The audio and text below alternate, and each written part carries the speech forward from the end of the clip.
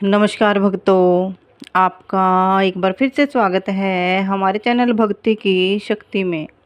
आज के इस वीडियो में हम आपको कर्म के हिसाब से अगला जन्म कौन सा मिलता है इसके बारे में बताएंगे। गरुड़ पुराण के अनुसार हर जीव का पुनर्जन्म होता है। भगवान श्री कृष्ण ने गरुड़ पुराण में बताया है कि मृत्यु के बाद मनुष्य को कौन सा जन्म मिलता है। यह उसके पूर्व जन्म के कर्मों पर निर्भर करता है।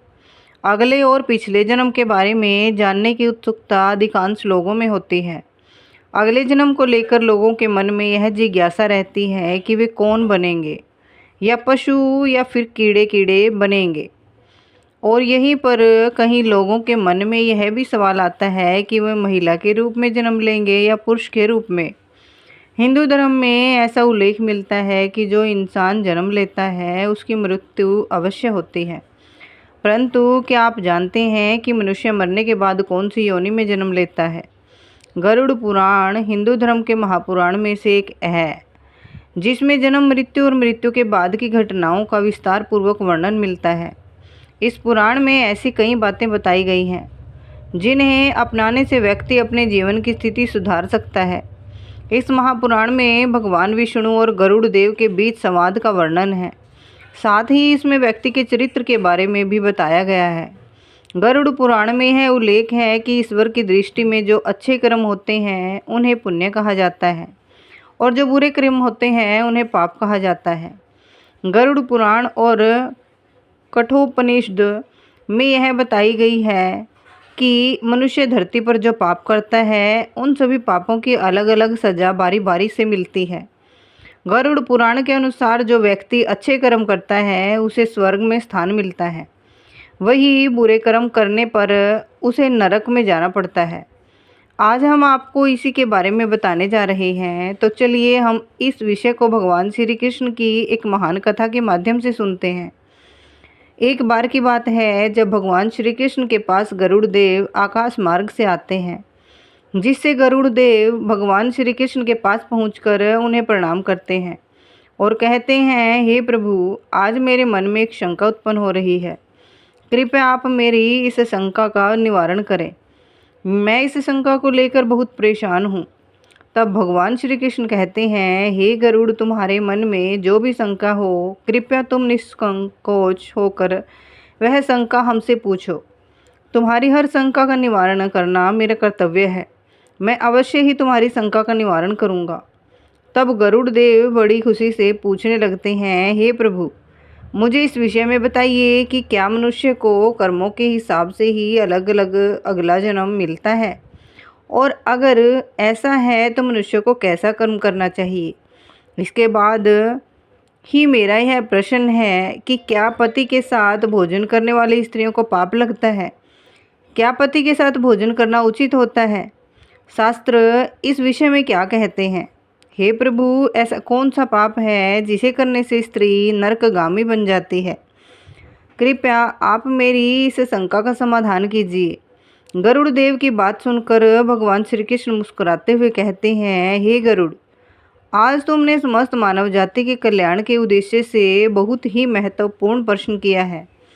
हे गरुड़, तुमने जो प्रश्न किया है उसका समाधान मैं अवश्य बताऊंगा, लेकिन तुम्हें इसका समाधान देवी सुधा की कथा सुनने से मिलेगा। हे गरुड़, आज मैं तुम्हें रानी सुधा की कथा सुनाता हूँ, जिससे तुम्हारी सभी शंकाओं का समाधान होगा। इस प्राचीन कथा में तुम्हारे सभी प्रश्नों के उत्तर मिल जाएंगे, इसलिए इस कथा को ध्यानपूर्वक सुनो। भगवान श्री कृष्ण से यह सुनकर गरुड़ देव कहते हैं, हे प्रभु, मैं इस कथा को अवश्य ध्यानपूर्वक सुनूंगा। कृपया आप इस कथा को मुझसे कहिए। तब भगवान श्री कृष्ण कथा को सुनाना आरंभ करते हैं और कहते हैं, हे गरुड़, प्राचीन काल की बात है, कौशल देश में महाराज देव राज्य करते थे। वे धर्म का पालन करने वाले गुणवान, चरित्रवान और अत्यंत कुशल सम्राट थे। उनका विवाह काशी नरेश की पुत्री सुधा के साथ हुआ था। सुधा सत्यव्रत का पालन करने में तत्पर, गुणवान, चरित्रवान और एक महान पतिव्रता स्त्री थी। महाराज देव पुण्यात्मा थे। उन्होंने अनेक यज्ञ किए और पुण्य के कई कार्य किए। उन्होंने देवालय बनवाए, पोखरे खुदवाए, वाटिकाएं बनवाई और वे सदैव साधु संतों की रक्षा में तत्पर रहते थे।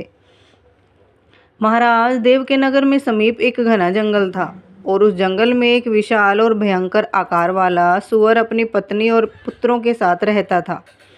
वह सुअर इतना बड़ा था कि लोग उससे डरते थे। उस सुअर के डर से मनुष्य उस वन के मार्ग में जाने से घबराते थे। फिर जब यह बात महाराज देव को पता चली तो उन्होंने उस सुअर का शिकार करने का निर्णय लिया। एक दिन महाराज अपनी पुत्री सुधा और अनेक सैनिकों तथा कुत्तों को लेकर उस वन में सुअर का शिकार करने के लिए निकल पड़े। देव बड़े ही पराक्रमी थे। उन्होंने अनेक विशालकाय शेरों और राक्षसों का वध किया था। इसलिए वे इस भयंकर सुअर से नगरवासियों की रक्षा करने के लिए उस वन में शिकार करने पहुँचे। जब उस भयंकर आकार वाले सुअर ने महाराज देव को वन की ओर आते देखा तो वह अपनी पत्नी से कहने लगा, हे प्रिय, देखो यह कौशल देश के महान सम्राट देव हैं। वे महापराक्रमी और महातेजस्वी हैं और वे इस वन में मेरा शिकार करने के लिए आ रहे हैं। उनके साथ बहुत से कुत्ते और शिकारी हैं। इनमें तनिक भी संदेह नहीं कि वे मुझ पर प्रहार करेंगे। महाराज बड़े पुण्यात्मा हैं, यह राजाओं के भी राजा हैं। समस्त विश्व ने इनके अधीन है। फिर वह सुअर अपनी पत्नी से कहने लगा, हे प्रिय, मैं तुम सबकी रक्षा के लिए अपना पराक्रम दिखाते हुए महाराज के साथ युद्ध करूंगा। अगर युद्ध में मैंने उन्हें पराजित कर दिया तो तीनों लोकों में मेरी कीर्ति हो जाएगी, और यदि मैं उनके हाथों मारा भी गया तो मुझे इस सुअर की योनि से छुटकारा मिल जाएगा और मैं विष्णु लोक को चला जाऊंगा। मेरे पिछले जन्मों के पापों के कारण ही मुझे सुअर का जन्म मिला है। फिर उसकी पत्नी बोली, हे नाथ, हमारे बच्चे आपके ही पराक्रम और साहस के कारण इस वन में निर्भय होकर विचरण करते हैं। वह कोमल कोमल फूलों का आहार ग्रहण करते हैं। आप ही के कारण इन्हें शेर, सिंहार आदि जंगली जानवरों का भय नहीं है। आपके बिना हम असहाय हो जाएंगे। आपके बिना मेरा जीवन भी नष्ट हो जाएगा। फिर सुअर ने उत्तर दिया, हे प्रिय, तुम वीरों के धर्म को नहीं जानती हो। यदि शत्रु वीरों को युद्ध के लिए ललकारते हैं तो वीर पुरुष को लोभ और भय से कायर की भांति छिपकर नहीं भागना चाहिए। ऐसे पुरुष को हजार युगों तक नरक में डालकर पकाया जाता है। वीर पुरुष अगर शत्रु का सामना करता है और लड़ते हुए वीर गति को प्राप्त होता है तो उसे मृत्यु के बाद दिव्य लोक की प्राप्ति होती है। फिर सुअर ने अपनी पत्नी और बच्चों से कहा, तुम सब पर्वत की गुफा में छिप जाओ। मैं अपने धर्म का पालन करने के लिए महाराज देव से युद्ध करूंगा। फिर सुअर की पत्नी ने अपने बच्चों से कहा, बच्चों, आज युद्ध भूमि में कुछ अतिथि आए हैं। उनका सत्कार करने के लिए और उनसे युद्ध करने के लिए तुम्हारे पिता जा रहे हैं। तुम लोग पर्वत की गुफा में जाकर छिप जाओ, क्योंकि महाराज देव बड़े बलवान हैं और इस युद्ध में हमारा संहार कर डालेंगे। फिर सुअर के छोटे बच्चे बोल पड़े, हे माँ, हम अपने पिता को संकट में छोड़कर भागने का पाप नहीं करेंगे। हम शत्रु को परास्त करेंगे और आपके साथ युद्ध में शामिल रहेंगे। फिर वह सुअर, उसकी पत्नी और उसके बच्चे सभी युद्ध के लिए तैयार हो जाते हैं और युद्ध भूमि की ओर बढ़ते हैं। महाराज देव अपनी सेना के साथ उस स्थान पर पहुंचते हैं। सुअर के परिवार और महाराज के सैनिकों के बीच भीषण युद्ध होता है। सुअर अपने दांतों से सैनिकों को मारने लगते हैं और सैनिक अपने भालों से सुअरों को मारने लगते हैं। इस युद्ध में कई सुअर मारे जाते हैं और बहुत से सैनिक घायल हो जाते हैं। अतः सुअर और उसकी पत्नी सहित कुछ पुत्र बचते हैं। सुअर की पत्नी ने अपने पति से कहा कि हे नाथ, हम यहाँ से भाग जाएं, नहीं तो हमारा वंश नष्ट हो जाएगा। तब सुअर ने उत्तर दिया, यदि मैं युद्ध से भागता हूँ तो मेरी जाति की प्रतिष्ठा नष्ट हो जाएगी। तुम बच्चों को लेकर यहाँ से चली जाओ और सुखपूर्वक जीवन व्यतीत करो। फिर सुअर की पत्नी बोली, मैं तुम्हारे बिना नहीं जा सकती। फिर दोनों युद्ध में महाराज देव से युद्ध करने के लिए आगे बढ़े। महाराज का एक बाण सुअर के शरीर में घुसकर उसे गिरा देता है। वह सुअर फिर से मर जाता है। इसके बाद महाराज के सैनिक सुअर की पत्नी पर प्रहार करने के लिए आगे बढ़ते हैं, लेकिन महाराज देव ने कहा, यह एक स्त्री है, मैं स्त्री का वध नहीं करूँगा। फिर एक सुअर ने फिर एक सैनिक ने सुअर की पत्नी को मूर्छित कर डाला। रानी सुधा ने उस स्त्री को पानी डालकर होश में लाया। सुअर की पत्नी ने रानी से कहा, हे देवी, तुमने मुझे कष्ट से मुक्ति दिलाई है, तुम्हारा कल्याण हो। रानी सुधा को यह सुनकर बहुत आश्चर्य हुआ। अब रानी सुधा सोचने लगी, आज मैंने एक बहुत विचित्र घटना देखी। यह सुवर्ण तो मनुष्य की वाणी में सुंदर और स्पष्ट संस्कृत बोल रही है। फिर रानी सुधा ने उस सुवर्ण से पूछा कि हे भद्रे, तुम कौन हो? तुम्हारा व्यवहार बहुत ही अजीब है। तुम एक पशु होकर भी मनुष्य की वाणी में बोल सकती हो। मुझे अपने पूर्व जन्म का वृत्तांत सुनाओ, ताकि मैं जान सकूं कि तुम सुवर्ण कैसे बनी हो। तब वह सुवर्ण कहने लगी, हे महारानी सुधा, मेरे पति ने पिछले जन्म में गुरुजनों का अपमान किया था, जिसके कारण उन्हें सुअर का जन्म प्राप्त हुआ है। अब मैं आपको अपने पूर्व जन्म की कहानी सुनाती हूँ। हे देवी, कलिंग नामक देश के में श्रीपुर नामक एक सुंदर नगर था, जहाँ वसुधन रहते थे। मैं उसी वसुधन की पुत्री दमयंती थी। उस समय उस नगर में मेरी जैसी सुंदर स्त्री कोई और नहीं थी। अपने सौंदर्य और रूप के घमंड में मैं उन्मत्त हो गई थी। मेरी मुस्कान बहुत मनोहर थी। जब मैं जवान हुई तो मेरा सुंदर रूप देखकर मेरी माता को बहुत भय हुआ। फिर एक दिन उन्होंने मेरे पिता से कहा, हे स्वामी, अब हमारी कन्या जवान हो चुकी है, उसका विवाह क्यों नहीं कर देते? इसे शीघ्र किसी वर को सौंप दीजिए। फिर राजा देव ने अपनी पत्नी सुधा की बात सुनी और कहा, हे कल्याणी, मैं अपनी पुत्री का विवाह उसी पुरुष से करूँगा जो विवाह के बाद मेरे घर में ही निवास करेगा। दमयंती मुझे बहुत प्रिय है, मैं इसे अपनी आँखों से दूर नहीं होने दे सकता। फिर एक दिन शिव शर्मा नाम एक विद्वान ब्राह्मण हमारे द्वार पर आए।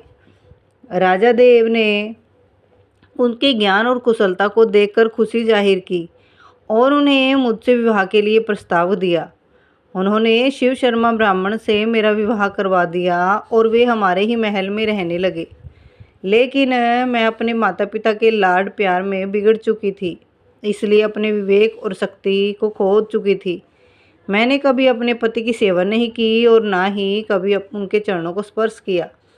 मैं उन्हें हमेशा क्रूर दृष्टि से देखती थी, उनका अपमान करती थी और उनका नाम लेकर पुकारती थी। मैं हमेशा अपने पति से पहले भोजन करती थी और उन्हें भोजन के बिना छोड़ देती थी। मैं अपनी मर्जी से इधर उधर घूमती रहती थी और बात बात पर अपने पति का अपमान करती थी। मैंने उनके साथ कभी सहवास भी नहीं किया और उन्हें मेरे शरीर को छूने की अनुमति नहीं दी। शिव शर्मा बहुत शांत स्वभाव के थे और उन्होंने मुझे कई दिनों तक सहन किया। लेकिन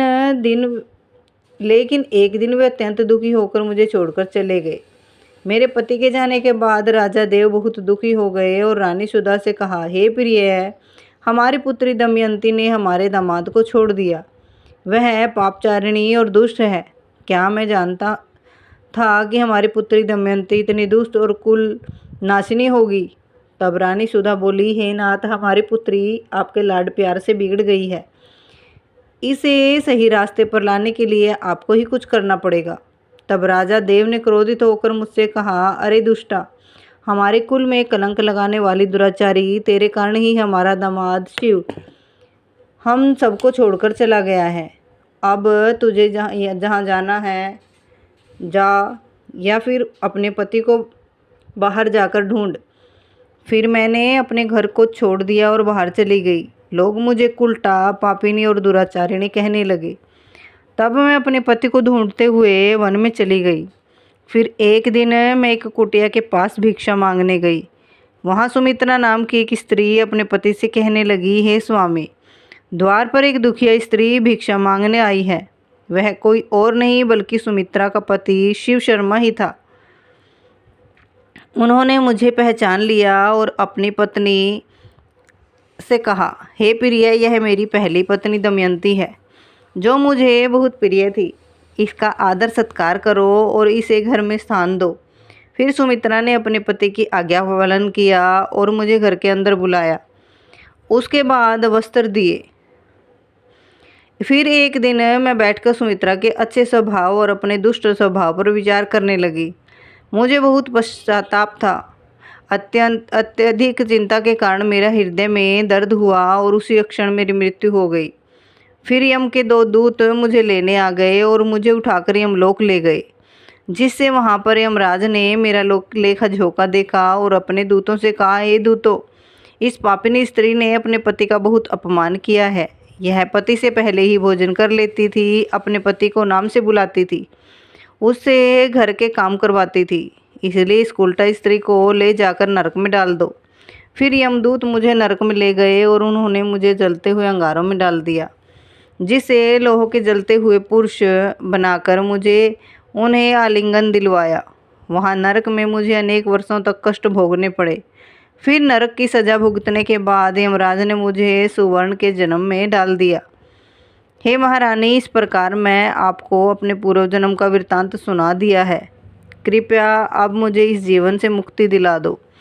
आपने अपने पति की बहुत सेवा की है, इसलिए मुझे आपका थोड़ा सा पुण्य प्रदान करो।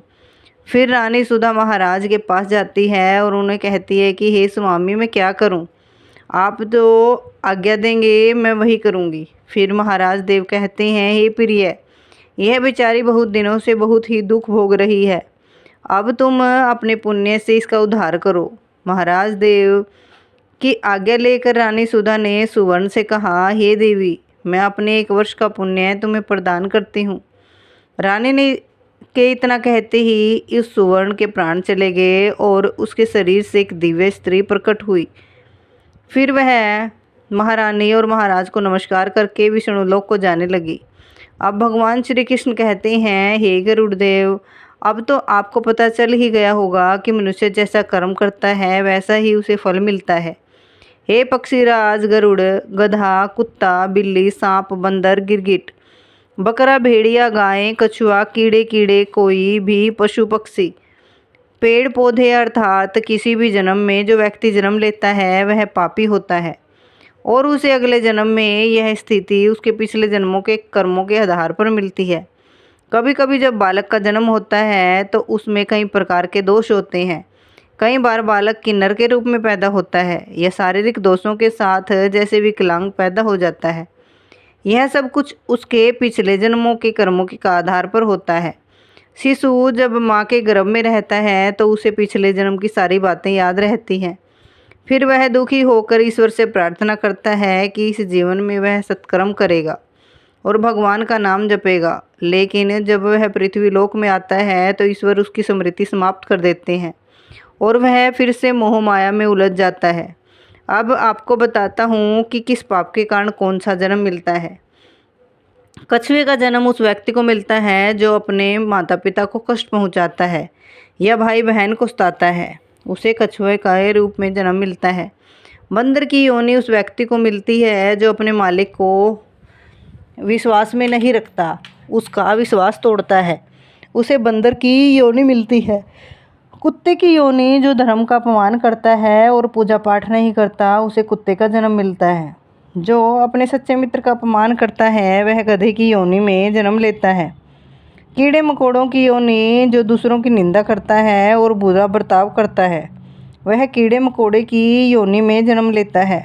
इसके बाद जो व्यक्ति पराई स्त्री से संबंध बनाता है वह नरक में जाता है और कई योनियों में जन्म लेने के बाद अंत में भेड़िया, कुत्ता, सिंहार, गधा, सांप, कौवा और बगुला बनता है। इस प्रकार की योनियों में जन्म लेने के बाद वह फिर से मनुष्य जन्म पाता है।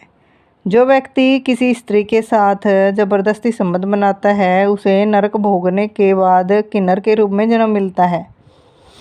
और जो बुरी भाषा का प्रयोग करते हैं, दूसरों को गाली देते हैं, उनका अगला जन्म बकरे के रूप में होता है। जो व्यक्ति स्त्री की हत्या, गर्भपात या गाय की हत्या करता है वह अगले जन्म में मूर्ख और कुबड़ा बनता है। हे गरुड़, अब आप समझ चुके होंगे, बाकी की जानकारी गरुड़ पुराण जैसे धार्मिक ग्रंथों में पहले से ही समाहित है। इस प्रकार गरुड़ देव को यह समझ में आ जाता है कि उम्मीद करती हूँ आपको ये कथा अच्छी लगी होगी, और यदि आप लोग इस चैनल पर नए हैं तो चैनल को सब्सक्राइब कर वीडियो को लाइक और शेयर ज़रूर करें, ताकि जितनी भी आगे हम वीडियो आपको पहुंचाएं तो उसका नोटिफिकेशन आप तक अच्छे से पहुंच जाए। और कमेंट में जय श्री कृष्ण लिखना न भूलें। बोलिए कृष्ण भगवान की। राधे राधे। जय श्री कृष्ण।